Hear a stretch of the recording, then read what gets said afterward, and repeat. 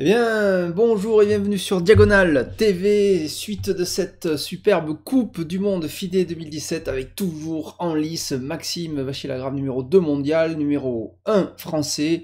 Il est en demi-finale face à une des stars du circuit international depuis 10 ou 15 ans, on peut dire même.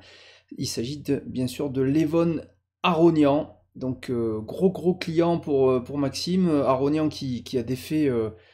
Ivanchuk, qui était vraiment une star aussi des années 90-2000 et qui reste une star aujourd'hui, bien qu'il soit un peu plus âgé, mais on le voit, il est toujours là, il se fait éliminer qu'en quart de finale de Coupe du Monde. Maxime donc joue face à un super joueur, mais Maxime est aussi un super joueur. C'est parti pour Levon Aronian avec les Blancs dans cette partie allée avec D4. Maxime répond par cavalier F6, C4, G6, cavalier C3, et là...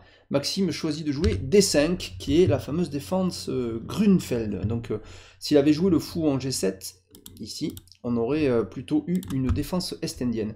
Les noirs réagissent très vite au centre.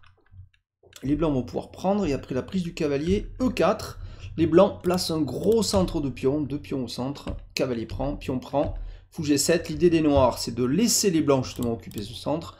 Et maintenant avec le fou, bien sûr, on vise cette grande diagonale là. Ici, cette diagonale G7 A1. Regardez la puissance de ce fou qui tape tout le long. Alors évidemment, pour l'instant, il est bloqué par le centre blanc. Là, ces pions C3 et D4 qui sont un mur. Mais on va le pilonner après ce centre avec le coup C5. Voilà, c'est exactement ce qu'on va voir. Cavalier F3 pour les noirs. Et maintenant, voilà C5. Vous ne pouvez pas avancer ni prendre puisque fou prend C3, échec. Permet de gagner ensuite la tour A1, donc de gagner la qualité. Tour B1 pour les blancs, petit roc, fou E2, et pion prend D4, pion prend D4, dame à 5 échecs. Alors ça c'est une arme très tendue qu'a choisi Maxime ici. On fait échec de la dame et on vise le pion A2. Donc là il y a plusieurs solutions pour les blancs. Par exemple, on pourrait mettre la dame en D2 qui évite la prise en A2. Et dans ce cas-là, il y aurait sans doute un échange de dames, ce qui devrait faciliter la tâche des noirs. Donc Levon Aronian choisit la variante la plus tendue avec fou D2. Il laisse prendre le pion A2. C'est très dangereux d'aller prendre ce pion puisque les blancs sont bien développés, ils vont bientôt faire le roc, ils ont un gros centre de pion. Et en prenant A2, on ouvre toutes les lignes vers le camp, vers notre propre camp pour les blancs. Mais Maxime relève le défi et il va prendre le pion A2, un peu à la Bobby Fischer. Je vois un pion, mais je vois pas de raison de ne pas le prendre, je le prends. Et ensuite on verra. Évidemment, il faut avoir calculé tout ça, c'est sans doute préparé. Petit roc. Parce que c'est dangereux quand même de jouer plusieurs fois les pièces. Quand on n'a pas encore fini son développement, on a encore ici 3 pièces un peu à la maison. Enfin, maintenant qu'on a pris le pion A2, évidemment, A5, A4, A3, A2, A1, avec la tour A8, peut-être que cette tour est déjà bien développée. Fou G4 pour les noirs, on sort quand même un peu les pièces, et on propose d'aller faire les échanges. Fou E3, puisqu'on menaçait fou prend, suivi de fou prend D4, on vient protéger le pion D4. Cavalier C6, ça y est, toutes les pièces sont sorties. À noter que on laisse les blancs prendre en B7. Donc ici, les blancs auraient pu envisager de prendre en B7. Qu'est-ce qui se serait passé sur tour prend B7? Tout à fait envisageable. Et bien simplement, les noirs ici, probablement, auraient sorti la tour qui ne joue pas, la tour F, en B8, proposer un échange. On n'a pas le temps de doubler les tours puisque la dame est encore à la maison. Simplement, on échange. Donc en échange du pion, eh bien, on libère nos pièces, et puis on a quand même un pion passé éloigné, là, ici, qui risque d'embêter drôlement les blancs. Donc du coup, Levon Aronian choisit ici, après cavalier C6, de ne pas prendre le pion B7, mais d'aller d'abord taquiner le cavalier C6. On profite du fait aussi que la tour, ça y est, partie en B1, il n'y a plus, le fou n'attaque plus, on en parlait tout à l'heure. Donc là, le bon coup, bien sûr, c'est cavalier A5. Classique dans la Grunfeld, on le voit assez souvent, le cavalier vient à 5, il protège B7, et souvent ensuite il est protégé même carrément par le pion B6, ce qui fait que cette masse de pièces, les deux pions et le cavalier s'auto-protègent très bien. Et le cavalier ensuite a des cases ennuyeuses pour les blancs, la case C4 notamment. On va masser les pièces sur la colonne C, et ce cavalier va venir se recentraliser plus tard en C4. Fou G5, il ne traîne pas, donc Aronian, maintenant qu'il a poussé le pion, il peut sortir son fou qui est protégé. Et il vient taquiner le pion E7. Que font les noirs? C'est pas évident. C'est pas évident du tout ici. On pourrait jouer F6 avec les noirs, chassant le fou, mais on tuerait notre fou G7. Maxime choisit une variante extrêmement tendue. Il joue B6. Il laisse prendre le pion E7. Et les blancs vont pas se gêner. Ils vont prendre le pion E7. Alors là, ça c'est très dangereux ce que vient de faire Maxime. Vous voyez que là, ce coup m'a fortement surpris parce que on a un pion passé ici, soutenu par la dame, le pion de D5, et en plus la case de promotion est tenue par le fou E7. Donc comment Maxime peut laisser prendre ce pion? Eh bien on va voir que la conception de Maxime est sans doute très très forte, pas évidente du tout. Il fait simplement tour E8. Alors l'idée de Maxime, c'est que si tu bouges, il y a le pion E4 qui tombe, et c'est pas trop grave ce pion passé, je vais arriver à le tenir. D'abord j'ai le fou G4 pour l'instant qui contrôle la case D7, et je vais arriver à le tenir, et peut-être à la fin il sera très faible, et si j'arrive en plus à le bien, même sans le prendre, à le bloquer, à la fin j'ai deux pions passés liés à l'aile, et je vais peut-être pouvoir gagner la finale. Très ambitieux, mais ça a l'air quand même très dangereux, et les von Aronian ici avaient plein de coups intéressants, il aurait pu simplement enlever ce fou quand même, jouer par exemple un coup comme, allez, fou G5, et ici, on peut se demander ce qu'aurait fait Maxime. Est-ce qu'il aurait pris le pion, laissant le pion quand même avancer, le pion adverse, avec bien sûr le fou qui peut revenir en défense, mais quand même tendu. On ne le verra pas, parce que sur tour F8, les von Aronian a choisi D6, qui est un coup qui a l'air très bon aussi, bien sûr. On n'est plus qu'à une case d'aller faire dame. Voilà, on menace même carrément D7, puisque le fou, s'il prend, bien sûr, pour l'instant, il y a la dame, mais il y aurait quand même le fou E2 attaqué par la dame A2. Il faudrait quand même calculer, mais ça a l'air quand même envisageable, parce que sur D7, tour prend cavalier, D8 dame, tour prend dame prend échec, et la tour sera encore perdue. Il y a déjà des combinaisons. Donc là, Maxime ne se trompe pas. Il fait simplement cavalier C6. Cavalier C6, bon coup. On revient, on attaque le fou, et on contrôle la case D8. Donc si D7... tour prend, et il n'y a plus des 8 dames, puisqu'on contrôle. Donc là, les von Aronian jouent un bon coup, fou B5. Clouage du cavalier C6, et les nuages semblent s'amonceler un petit peu contre les noirs. Que faire ici sur fou B5? La menace D7 finit par être forte, on menace aussi de prendre tout simplement le cavalier. Si on le protège, on pourrait jouer D7 d'abord qui attaquerait plusieurs pièces, et ça serait compliqué. Et si on bouge, il y a la tour. Que faire avec les noirs? Et regardez, Maxime a tout vu. Il fait cavalier prend E7. Voilà, le cavalier C6 prend E7. Donc maintenant, si vous reprenez, mais simplement il y a tour et à la fin vous avez perdu un pion. Si vous faites D7, je peux resacrifier le fou. Le coup critique ici qu'il fallait calculer, c'était fou prend tour. Qu'est-ce qui se serait passé sur fou prend tour? Qui n'est pas le coup... qui n'est pas le coup ici qu'a choisi Aronian. Fou prend tour était quand même envisageable. Là, les blancs, qu'auraient pu faire les blancs? Une possibilité, les noirs, pardon, c'était de prendre d'abord en F3. L'idée de prendre en F3, c'est que si la dame reprend, il n'y a plus de dame qui contrôle la poussée du pion. Donc on reprendrait du pion dans ce cas-là, voilà, pour que la dame continue de protéger l'avancée du pion D. Et là, sans doute, le seul coup pour Maxime aurait été très probablement de revenir, parce que si vous prenez ici, peut-être, allez, regardons, allez, si on prend le fou ici, tour prend, Maxime ici aurait pu prendre ici ce fou, et dans ce cas-là, les blancs, s'ils jouent D7, il y a tour D8, si on prend en E7, dans ce cas, c'est un peu comme dans la partie finalement, sans doute la dame pourrait revenir en E6, tout simplement, pour gober tranquillement le pion E7. Tour prend semble envisageable aussi, puisque sur dame échec, il y aurait quand même fou en F8 pour parer l'échec, et qui en même temps protège la tour. Donc c'était encore envisageable. Donc ici, sur cavalier prend 7, les blancs auraient pu prendre, mais sans... On va voir que ça ressemble un peu à la partie. Donc l'Aronian choisit plutôt H3, ce qui force le coup fou prend F3, mais on a vu que c'était un coup qui était intéressant pour les noirs quand même, cette histoire-là. Dame prend, du coup, s'il reprend la dame, évidemment, il ne protège plus l'avancée du pion. Et les noirs reviennent simplement en E6, semblerait qu'il ait tout vu. Surtout l'atout de Maxime, qui est caché dans cette situation, c'est ces deux pions qui pour l'instant sont bien sûr très loin. Mais quand ils vont se mettre à avancer, ils sont passés liés, très dangereux. Donc là, les blancs ont quand même une pièce de moins, il va falloir se dépêcher. Donc il prend la tour maintenant à Rognan, vous voyez que ça ressemble beaucoup.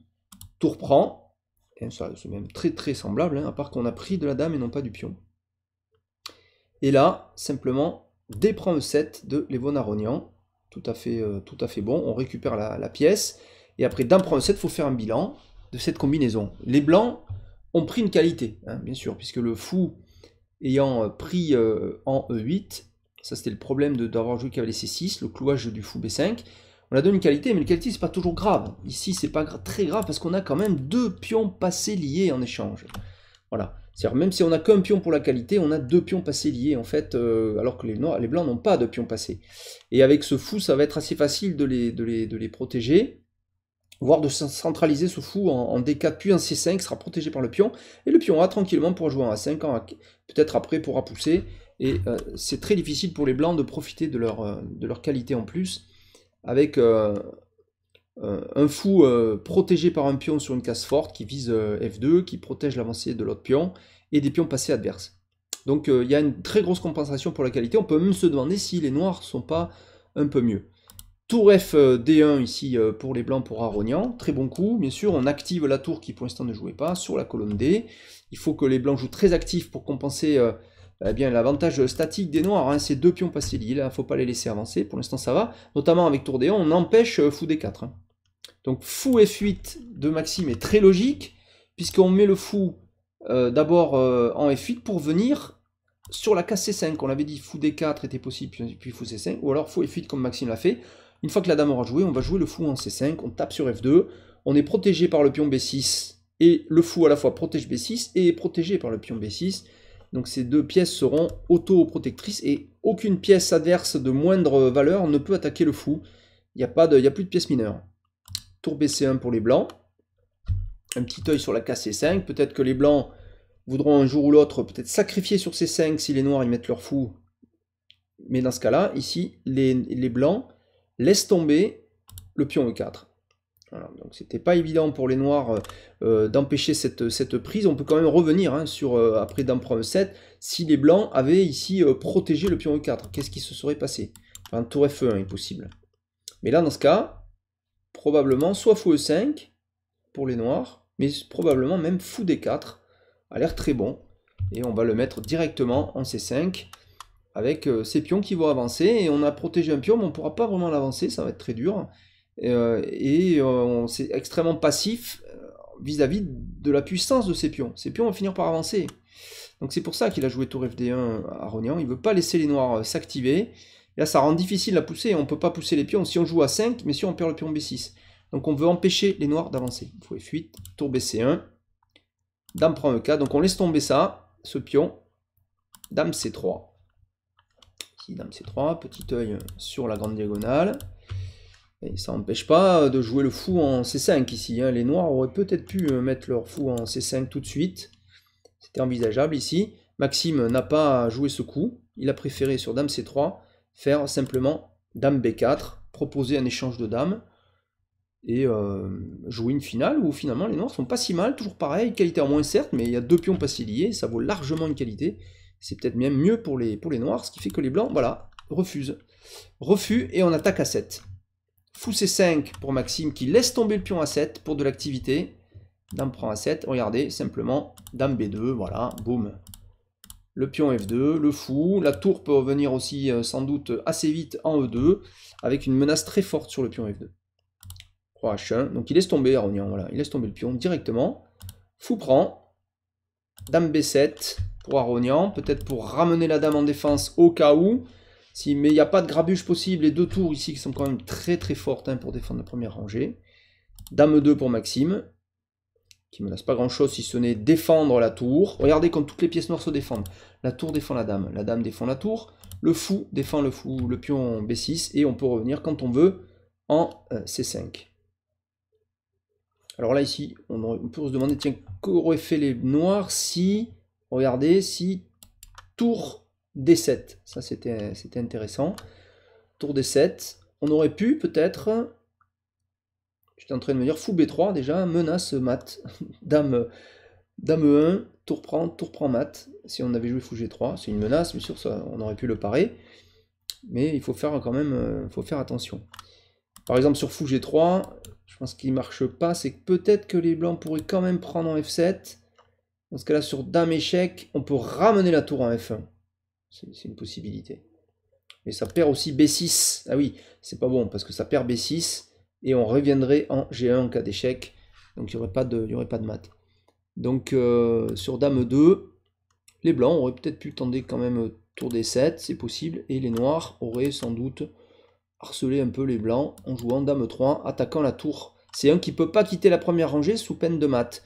Ce qui fait qu'on peut harceler cette tour et jamais les blancs n'ont le temps de prendre en F7. On répond par du dynamisme. Dame 2, donc tour F1 pour les blancs. Bon, pourquoi pas.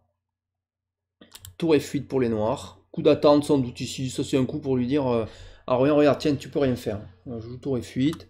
Bon, évidemment, sinon, il y avait une menace. Si j'enlève ce fou, évidemment, il y avait dame prend F7 échec, donc on vient défendre. Mais bon, c'est un coup tranquille, de toute façon. On n'a pas peur de remettre la tour en F8. On aurait peut-être pu la mettre en E7, je sais pas, faut voir. Il aurait pu avoir des échecs, mais je ne sais pas si ce soit très très grave.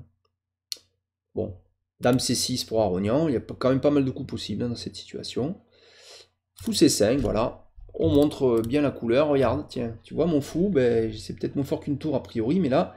ça défend mon pion passé. À noter que les noirs ont toujours 2 pions de plus, ce qui vaut largement la qualité, et un fou très puissant. Notamment les cases noires autour du roi blanc sont un peu faibles.